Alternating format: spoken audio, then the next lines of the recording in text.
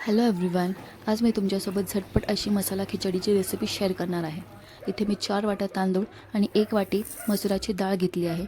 आले लसूण पेस्ट, कांदा, टमाटर, 4 हिरव्या मिरच्या आणि 1 बटाटा. भाजलेलं खोबरं हे मिक्सरमधून वाटून घेतलं आहे.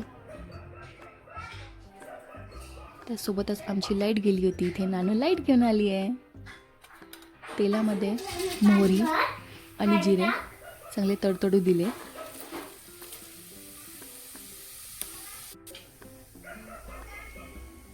टमाटर चोर आपण बेसिक अशी फोडणी करतो. कढीपत्ता, हिरव्या मिरच्या, शेंगदाणे, त्यात कांदा, टमाटर, भाजलेलं खोबरं, आलं लसूण पेस्ट असं टाकून त्यानंतर बटाटा, बेसिक असे मसाले.